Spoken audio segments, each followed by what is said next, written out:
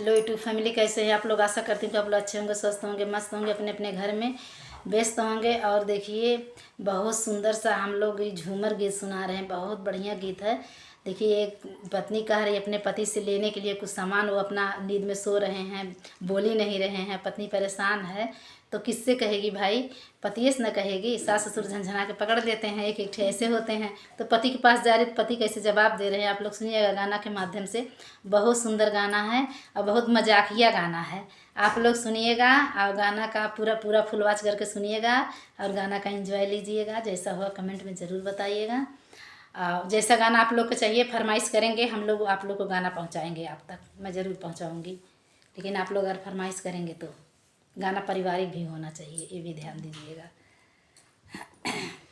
सूतल बड़ा की जागत बड़ा, सोना थया कि ना हो। सोवत बड़ा की जागत बाटा, सोना थया कि ना हो। अरे सोना थया कि ना हो। टिकावा बिकाए आयल की ना थया कि ना हो। टिकावा बिकाए आयल की ना बाकी ना हो। टिकावा बिकाए आयल। सोवत बाटा की जागत बाटा, सुनत बाटा की ना हो। सुनत बाटा की ना हो। टिकावा बिकाए आयल कीनत बाटा की ना हो। टिकावा बिकाए आयल सुनतया की ना हो। टिकावा बिकाए आयल।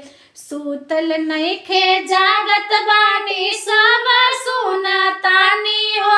अरे सब सुनतानी हो। टिकावा के मोल करा बैग खोलतानी हो।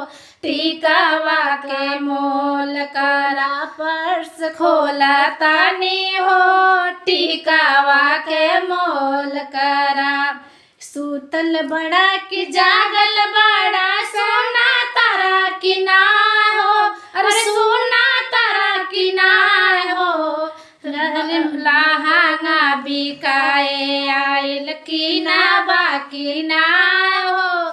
लहंगा बिकाए आयल की ना बाकी ना हो। लहंगा बिकाए आयल। सूतल नइखे जागत बानी, सब सुनत बानी हो। अरे सब सुनत बानी हो। लहंगा के दाम करा हम पर्स खोलतानी हो। लहंगा के दाम करा बैग खोलतानी हो।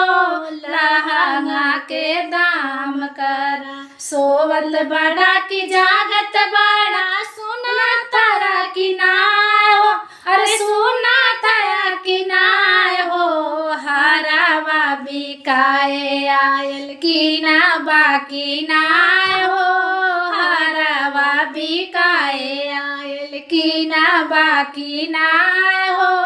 हरावा बिकाए आयल। सोवत नाही जागत बानी, सब सुनत बानी हो। अरे सब सुनत बानी हो। हरावा के दाम करा पर्स खोलतानी हो। हरावा के दाम करा पर्स खोलतानी हो। हरावा के दाम करा।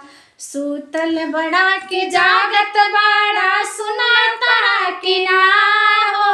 अरे सुना थया की ना हो।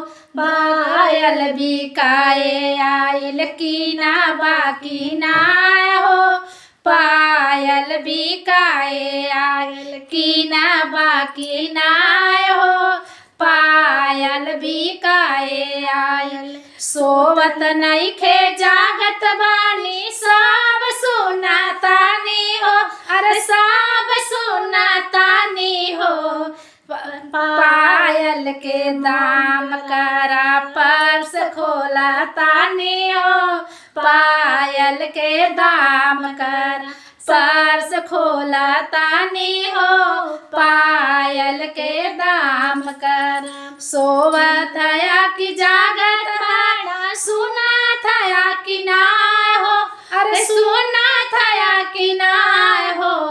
कंगना बिकाए आयल कीना बाकी ना हो, कंगना बिकाए आयल कीना बाकी ना हो, कंगना बिकाए आयल। सोवत नइखे जागत बानी सब सुनातानी हो, अरे सब सुनातानी हो, कंगना के दाम करा पर्स खोलतानी हो, कंगना के दाम करा रुपया गिनत बानी हो, पायल के दाम करा रुपया गिनतानी हो, पायल के दाम करा। शोभा की जागत